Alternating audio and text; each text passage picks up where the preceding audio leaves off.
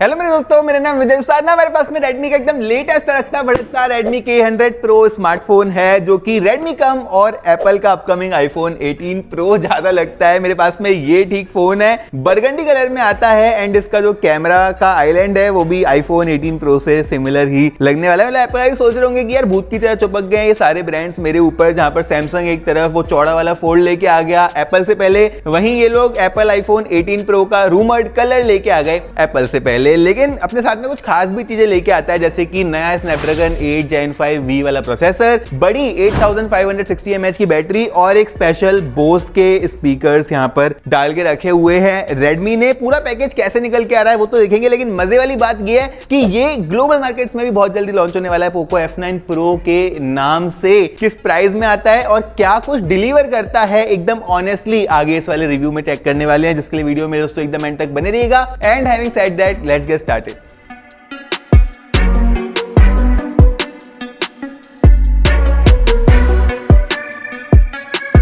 अब ना मेरे दोस्तों Redmi का ये ओप्पो इंस्पायर्ड डब्बा खोलेंगे, लेकिन उससे पहले प्राइस दोस्तों, ये बहुत जरूरी विषय बन चुका है आज की डेट में। एंड प्राइस के साथ में ना मैं समवॉट इंप्रेस्ड हूं बोल सकते हो, कंसीडरिंग की करंट सिचुएशन में प्राइस इतने ऊपर चले गए हैं। वहीं ये Redmi K100 Pro हमें चाइना में 3199 युआन का पड़ा इन द फ्लैश सेल, जो कि दुबई के अप्रोक्सीमेटली 1750 दिरहम कन्वर्ट होते हैं, भारतीय मुद्रा में 45,000 कन्वर्ट होते हैं। एंड इस प्राइस सेगमेंट में जो कुछ ये लेके आ रहा है वो हम चेक करेंगे, लेकिन उससे पहले डब्बा यहाँ पर K100 Pro की ब्रांडिंग है, नीचे साउंड बाय बोस की ब्रांडिंग है, हाइपरओएस लिख के रखा हुआ है। हमारे पास में इसका 12GB रैम एंड 256GB वाला वर्जन है, जो कि इसका बेस वर्जन है। बेस वर्जन में 12GB रैम मिल रही है, विच इज गुड। डब्बे को जैसे ही ओपन करते हैं हमारे पास में अपना Redmi का ये फोल्डर है, जिसके अंदर केस बड़ा इंटरेस्टिंग होगा देखना, बिकॉज सालों से ये लोग सेम केस लेके आ रहे हैं। लेकिन इस बार ऐसा नहीं है मेरे दोस्तों, अब हमें ना एक हार्ड प्लास्टिक केस मिला है, जो कि इस मैट ब्लैक के साथ में भी आता है, विच इज गुड। उसके बाद हमारे पास में है एक charger, which is the 100W Xiaomi hyper charger.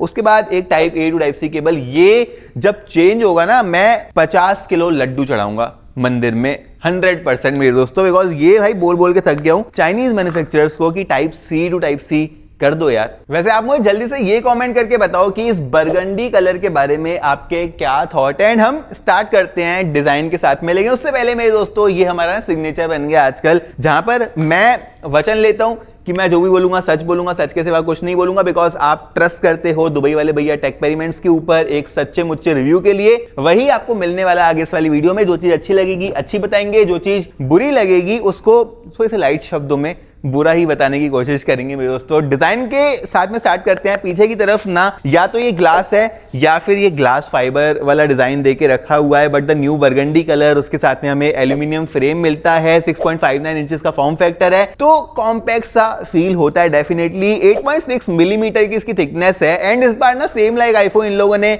जो एजेस हैं वो भी थोड़े और ज्यादा राउंडेड कर दिए हैं। 218 ग्राम का इस वाले फोन का वेट है, कंसीडरिंग की बैटरी भाई 8560 mAh की है। ये जो वेट मैनेजमेंट करा है ना, अच्छा करा है मैं बोलना चाहूंगा। डुअल सिम कार्ड के सपोर्ट के साथ में आता है, एंड बिकॉज चाइनीज वर्जन है ई सिम का सपोर्ट इनमें नहीं मिलता है। IP69 वाली वाटर रेटिंग में मिल जाती है, मतलब पानी के अंदर डुबा हुआ सकते हो इस वाले फोन को 1.5 मीटर तक एंड आधे घंटे तक। NFC का सपोर्ट है वायरलेस पेमेंट वगैरह करने के लिए। IR सेंसर मिल जाता है, इस फोन को रिमोट कंट्रोल की तरह यूज कर सकते हो। टाइप C वाला पोर्ट है ना निराशा के साथ, अभी भी USB 2.0 वाला मिलता है। कितने पैसे एक्स्ट्रा लगते होंगे, 3.1 3.2 अगर ये लोग दे देंगे इन मिड रेंज फोन्स के अंदर भी तो। बट एनीवेज डिजाइन के साथ में ओवरऑल ना मैं इंप्रेस्ड ही रहा हूं। प्रीमियम डेफिनेटली फील होता है, एक चीज सुपर प्रीमियम फील होती है, अनलाइक डिजाइन जो कि प्रीमियम फील होती है। डिस्प्ले मेरे दोस्तों, ये मैंने एक्सपेक्ट नहीं किया था कि एक मिड रेंज फोन में, वैसे मेरा 45,000 के फोन को मिड रेंज बोलना आपको बुरा लग रहा हो तो नीचे कमेंट करके जरूर से बताना, लेकिन आज की रियलिटी यही है, प्राइसेस बहुत ऊपर चले गए हैं। मेरे लिए ये मिड रेंज फोन ही कहलाने वाला है।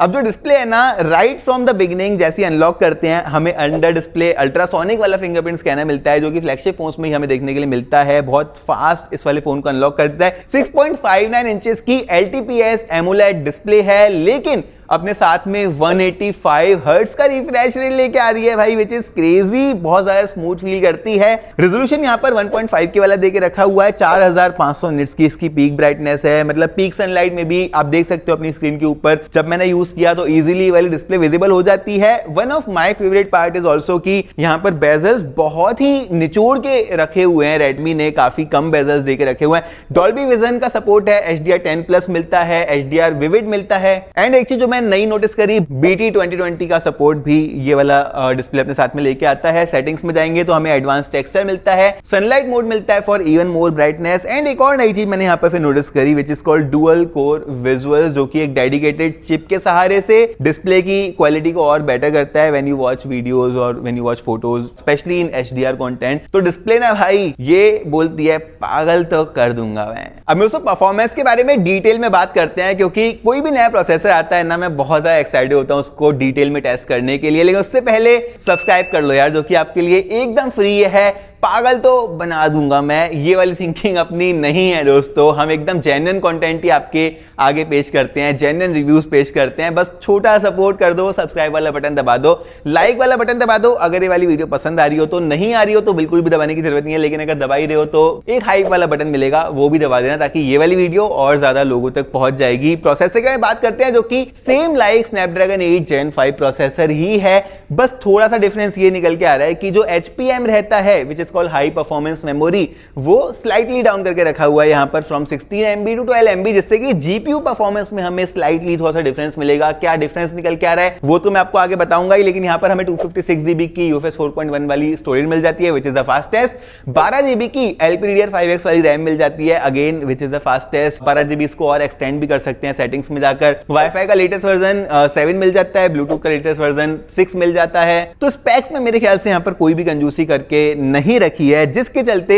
जब मैंने डेली लाइफ में इस वाले फोन को यूज किया ना, मतलब तो daily performance one of the most snappiest type with the smoothest animation जो कि मैंने आज तक किसी भी फोन में टेस्ट करके रखे हुए हैं। मैंने अपनी टीम को दिया PUBG खेलने के लिए वाला फोन, एंड जो उन्होंने मुझे बताया कि 1 घंटे के आसपास उन्होंने PUBG खेला और ये वाला फोन बिल्कुल भी हीट नहीं हुआ। स्मूथ में अल्ट्रा एक्सट्रीम वाली सेटिंग मिली, वैसे चाइनीज फोन्स में 60 FPS मिलता है, ये 120 FPS तक सपोर्ट कर रहा है इजीली इन PUBG गेमिंग, हीट भी नहीं कर रहा। तो मैंने भाई इसको ना डीप टेस्टिंग के अंदर लिया, जहां पर हम 40-45 मिनट का एक टेस्ट करते हैं, सारे ही बेंचमार्क ऐप्स रन करते हैं, बैटरी ड्रेन भी उसी में हमारा कैलकुलेट हो जाता है, बिकॉज हम 100% पे चार्ज कर देते हैं फोन को, लेटेस्ट सॉफ्टवेयर अपडेट इंस्टॉल कर देते हैं फोन के अंदर, रिसेंट एप्लीकेशंस क्लियर कर देते हैं, ब्राइटनेस को 25-30% के आसपास रख देते हैं। सबसे पहले ना मेरे दोस्तों हमने Geekbench स्कोर्स टेस्ट करे इसके, जहां पर सिंगल कोर में 3300 एंड मल्टी कोर में 10,000 से ऊपर के स्कोर्स निकाल के दिए हैं। साइड बाय साइड आप देख सकते हो स्नैपड्रैगन 8 Gen 5 वाले फोन के भी स्कोर्स, जो कि हमने खुद रिव्यू करके रखा हुआ है, तो आपको डिफरेंस मालूम पड़ जाएगा कि CPU में क्या निकल के आ रहा है। वहीं GPU में ये 17,000 के स्कोर्स निकाल के देता है, अगेन कंपैरिजन आप देख सकते हो अपनी स्क्रीन के ऊपर। वहीं हमने जब AnTuTu टेस्ट करा, ये बहुत इंटरेस्टिंग है क्योंकि यहाँ पर 3.45 मिलियन के स्कोर्स निकाल के दिए हैं। AnTuTu में ना हमने टेम्परेचर भी टेस्ट करा, जहां पर 46 से 47 डिग्री के आसपास चला गया था। यूजुअली जो फ्लैगशिप फोन्स रहते हैं AnTuTu में इतने चले जाते हैं जब नए नए रिलीज होते हैं, लेकिन बिकॉज ये ऑलमोस्ट फ्लैगशिप फोन है, फ्लैगशिप नहीं है, मैं बोलना चाहूंगा 3-4 डिग्री कम होना चाहिए था टेम्परेचर अभी भी इसका। लेकिन गुड थिंग इज दैट कि बैटरी AnTuTu में सिर्फ 3% ही ड्रॉप हुई है इसकी। AnTuTu में ही हमने इसका जब स्टोरेज टेस्ट कराना है, यहां पर मैं बहुत इंप्रेस हुआ, बिकॉज ये ना 4.1 स्टोरेज के साथ में 4000 से ऊपर की रीड स्पीड एंड 3800 कुछ की राइट स्पीड निकाल के दे रहा है, which is again very very good. And उसके बाद ना हमने इसको और ज्यादा हैवी एप्लीकेशन में टेस्ट करा, विच is the CPU throttle application. ये ना एक्सट्रीम प्रेशर डाल देती है CPU में, ताकि हमें बेस्ट जो परफॉर्मेंस है वो पता लग जाए कि किस तरह से निकाल के दे रहा है। एंड यहाँ पर स्टार्ट तो काफी अच्छा हुआ, आप देख सकते हो एकदम ग्रीन सा ग्राफ है, लेकिन धीरे धीरे यहाँ पर रेड कलर के ग्राफ भी बनते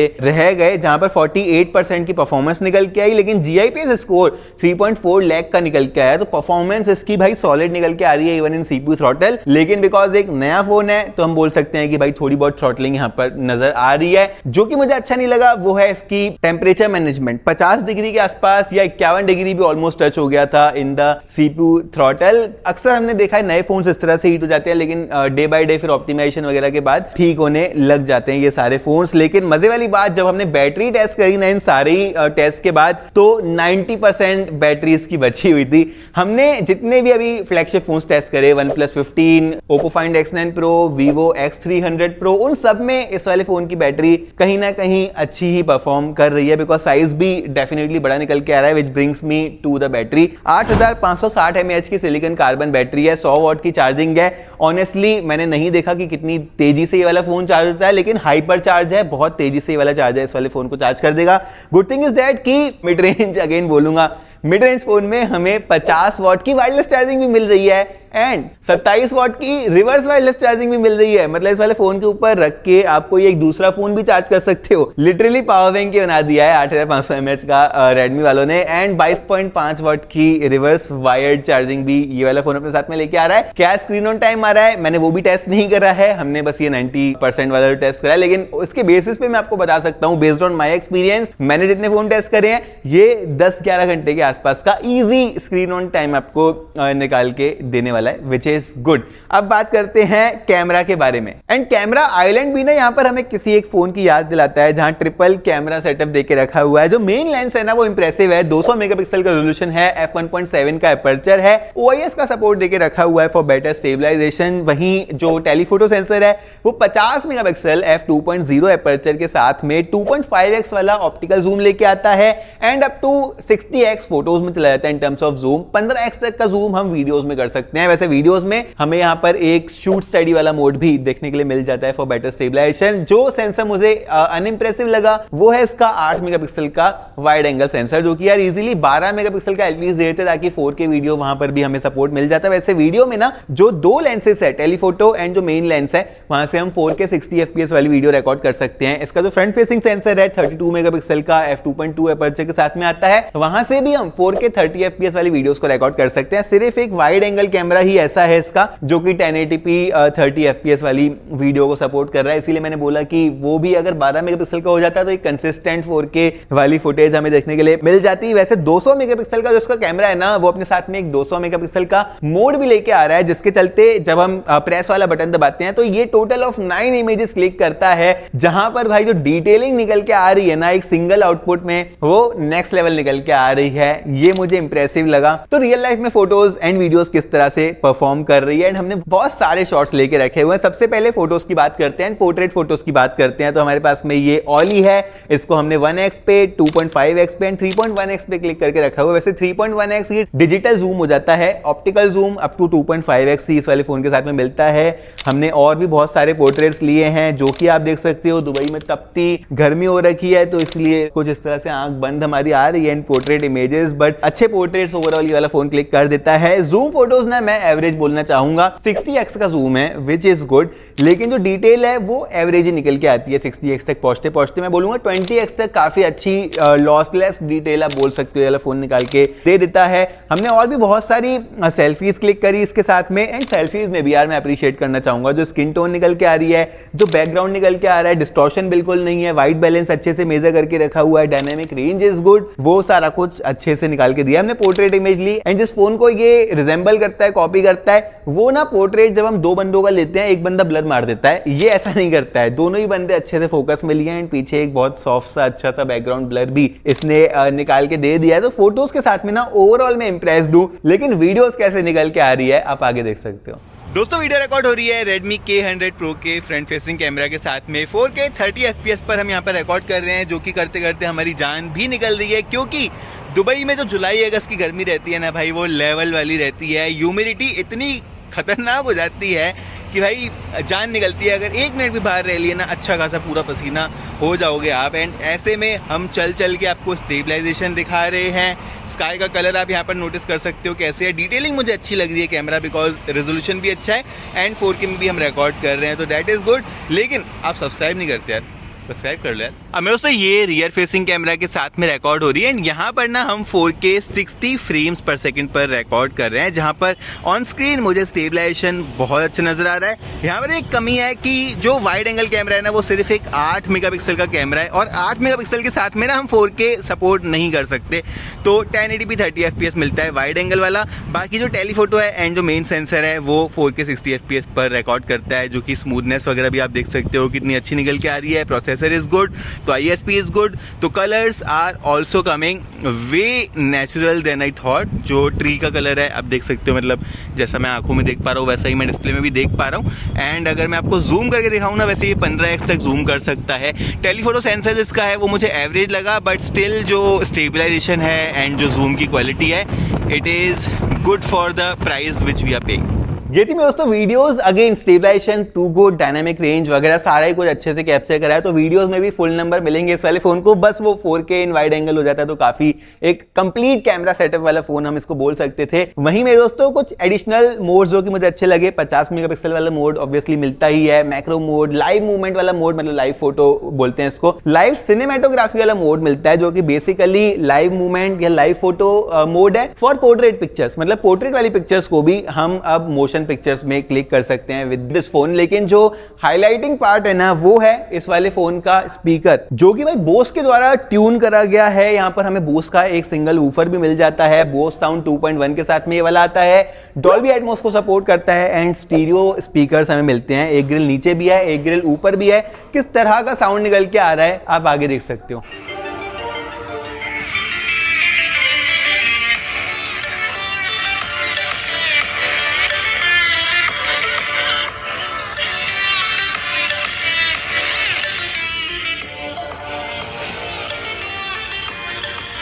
दोस्तों ये थे इस फोन के speakers, flagship and complete sound experience. Definitely एक कॉम्पैक्ट साइज में ये वाला फोन अपने साथ में लेके आ रहा है। वहीं सॉफ्टवेयर के बारे में बात करते हैं एंड यहाँ पर ना एक चीज आपको इंटरेस्टिंग बताता हूँ। ये वाला फोन ना HyperOS 16 एंड Android 16 के साथ में आता है। नॉर्मली हम एक्सपीरियंस करते हैं इंडिया में भी, ग्लोबल वर्जन में भी, दुबई में भी, जो HyperOS रहती है इतना अच्छा एक्सपीरियंस नहीं रहता है, एड वगैरह भी कभी कभी आ जाती है। लेकिन जो चाइनीज वर्जन ऑफ HyperOS है ना, वो भाई मेरा वन ऑफ द फेवरेट आप बोल सकते हो, क्योंकि ये भाई एक्स्ट्रा स्नैपी फील करता है। आई डोंट नो व्हाई, ये मिथ नहीं है, ये रियलिटी है। इवन जैसे ही हमने फोन को सेटअप करा ना, एक इसमें अपडेट भी आई हुई थी। नॉर्मली HyperOS में हमें कितनी अपडेट देखने के लिए मिल जाती है वो आपको मालूम ही है। MI डायलर यहाँ पर हमें मिल जाता है जो कि कॉल रिकॉर्डिंग के सपोर्ट के साथ में आता है।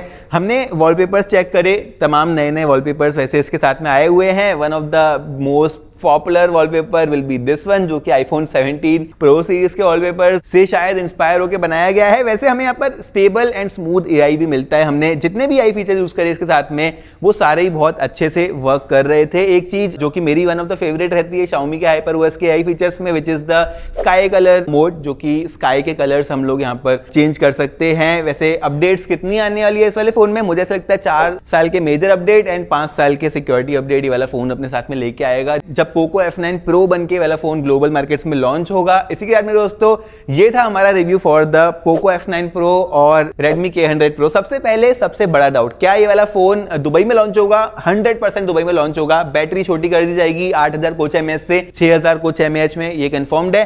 क्या ये वाला फोन भारत में लॉन्च होगा? 50% है कि लॉन्च हो सकता है, 50% नहीं होगा, बिकॉज इंटरेस्टिंग चीजें कर रखी है। कंक्लूड करूं ना इस वाले रिव्यू को, तो design, display, speakers and camera इस वाले फोन का one of the strongest part होने वाला है। परफॉर्मेंस ऑफ कोर्स बहुत अच्छी देके रखी हुई है। प्राइस पे डिपेंड करता है। ये वाला फोन अगर दुबई में 2000 दिरहम के अंदर आता है, आप इजीली ले सकते हो विदाउट एनी अदर थॉट। ये वाला फोन अगर भारत में 50,000 के अंदर आता है, इजीली ले सकते हो। I would say better than Xiaomi 17T जो कि अभी रिसेंटली ही रिलीज हुआ था। लेकिन उससे ऊपर जाता है तो यार आई थिंक हमारे पास में बेटर ऑप्शंस हैं, जैसे कि अभी के प्राइस के हिसाब से बता रहा हूं। OnePlus 13S 50,000 के आसपास का मिल जाता है, स्नैपड्रैगन 8 Elite प्रोसेसर लेके आ रहा है। OnePlus 13 60,000 का मिल जाता है, स्नैपड्रैगन 8 Elite प्रोसेसर लेके आ रहा है, और मे बी इस फोन से बेटर हार्डवेयर एंड सॉफ्टवेयर भी वो वाला फोन अपने साथ में लेके आ जाता है। 50,000 2000 दिरहम के अंदर ये वाला फोन इजीली रेकमेंडेबल है। इसी के साथ मेरे दोस्तों इसी तरह के ऑनेस्ट रिव्यूज के लिए सब्सक्राइब कर लो। तमाम वीडियोस जल्दी लेके आते रहते हैं हम यार, मतलब बाकी आपके ऊपर है। वीडियो को कर दो लाइक, कर दो हाइप, ताकि ये वाली वीडियो और ज्यादा लोगों तक पहुंचे। अपने टेक लवर दोस्तों के साथ में इस वाली वीडियो को शेयर कर दो, कमेंट कर दो, आपके रिप्लाई हम लोग करते रहते हैं। इंस्टाग्राम पर हम इसी तरह के